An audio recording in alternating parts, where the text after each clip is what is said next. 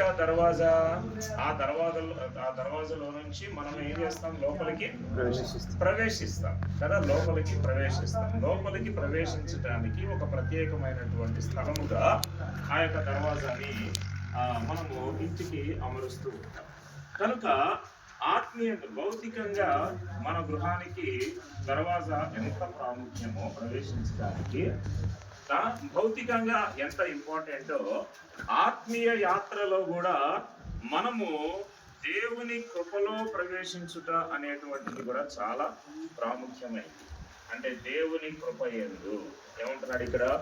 విశ్వాస మూలమున మనము నీతిమంతులముగా తీర్చబడ్డాము. రెండవది ఏంటంటే విశ్వాసము వలన ఈ కృపయందు ప్రవేశము గలవారమై అని అంటూ ఉన్నారు. కనుక ప్రభు అయినటువంటి యేసుక్రీస్తు ద్వారా కృపయందు మనకు ప్రవేశాన్ని దేవుడు అనుగ్రహించాడు. అయితే చూడండి, ఎందులోనికి ప్రవేశము అనంటే ఆ కృపయందు ప్రవేశముతో ఆ ప్రవేశము కలిగి ఎక్కడికి చేరుతూ ఉన్నాం? మనము నిత్య రాజ్యములోనికి మనము చేరుతాం. అంటే నిత్య రాజ్యములోనికి వెళ్ళడానికి దేవుని కృప మనకొక దర్వాజా అన్నమాట. దేవుని కృప మనకొక ప్రవేశమును కలిగించేటువంటి విషయం. కనుక ఈ కృపయందు ప్రవేశము గలవారమై అని చెప్పి అంటూ ఉన్నారు. అయితే దేవుని యొక్క రాజ్యములోనికి ప్రవేశించడానికి ఆయన కృప ఒక దర్వాజా అని చెప్పి ఇక్కడ మనము అర్థం చేసుకోవాలి. అయితే ఎలాంటి కృపను దేవుడు మనకిచ్చాడు చూడండి.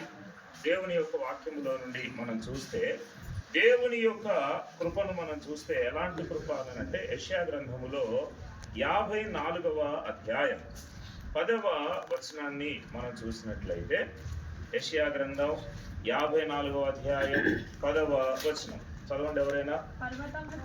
పర్వతములు తొలగిపోయినను, మెట్టలు తత్తరిల్లినను, నా కృప నిన్ను విడిచిపోదు అని. చూసారా?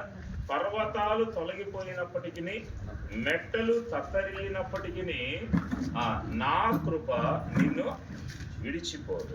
అంటే దేవుని కృప ఎలాంటి కృప? ఆ దేవుని యొక్క రాజ్యంలోనికి ప్రవేశించడానికి దేవుని కృప ఎలాంటి దర్వాజాగా ఉంటుంది అనంటే, నా కృప నిన్ను విడిచిపోదు అని. అంటే విడిచిపోనటువంటి కృపను దేవుడు ఆయన రాజ్యంలోనికి ప్రవేశించడానికి ఒక దర్వాజాగా దేవుడు ఇచ్చినటువంటి దేవుడు. కనుక విడిచిపోని కృప.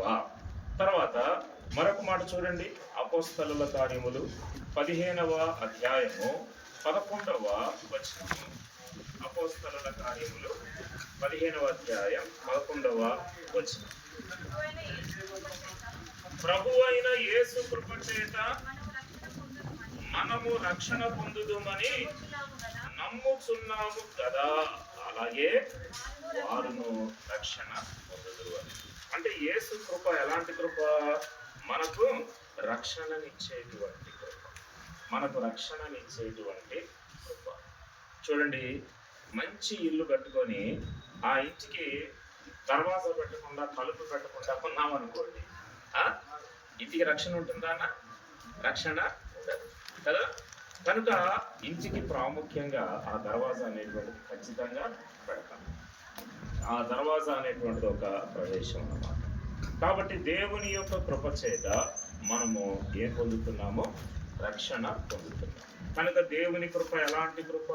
మొట్టమొదటి చెప్పాను, విడిచిపోనటువంటి కృప. అయితే రెండవది ఏంటి? మనకు రక్షణనిచ్చిన కృప.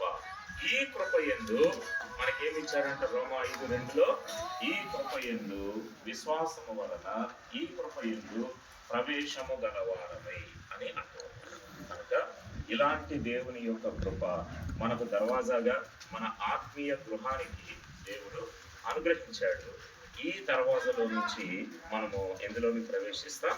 నిత్య రాజ్యములోనికి, మహిమ రాజ్యములోనికి మనము ప్రవేశించగలుగుతాం. అందులో మనము నిలిచి ఉండేటువంటి దేవుని దేవుడిస్తాం. కనుక అదే రీతిగా ఆత్మీయ యాత్రలో మనందరి విషయంలో రక్షణనిచ్చేటువంటి ఆ యొక్క విడిచిపోయినటువంటి ఆయన కృపను మనకందరికీ కూడా దేవుడు దర్వాజాగా ఇచ్చినాడు కనుక అందులో మనము ఏం చేయాలంటున్నాడు? అందులో నిలిచి ఉండి అని రోమా 5:2 సెలవిస్తూ ఉన్నాడు. అంటే ప్రవేశము గలవారమై అందులో నిలబడాలి. మళ్ళీ చాలా మంది ప్రవేశిస్తూ ఉన్నారు కానీ నిలబడట్లేదు, అడుగు పెడుతున్నారు కానీ మళ్ళా నిలబడకుండా వెనకబడిపోతూ ఉంటున్నారు, వెనక్కి వెళ్ళిపోతూ ఉన్నారు. అందులో నిలిచి ఉన్నప్పుడే ఆయన రాజ్య మఠములోనికి మనము చేర్చబడతాం. కనుక ఆ యొక్క మరి ఈ ఇంటికి కూడా దేవుని తన కృప చేత ఇప్పుడు ఈ దర్వాజాలు నిలబెట్టినందుకు ప్రభు యొక్క సహాయాన్ని మనం కోరుకుందాం. అదే రీతిగా ఆత్మీయ యాత్రలో ఆ దేవుని కృప అనబడినటువంటి దర్వాజాలో మనము నిత్యము కూడా నిలిచి ఉండి ఆయన రాజ్యం కొరకు మనల్ని మనము సిద్ధపరచుకుందాం. ప్రార్థన చేసుకుందాము. సామెల్ అన్న ప్రార్థన చేయండి.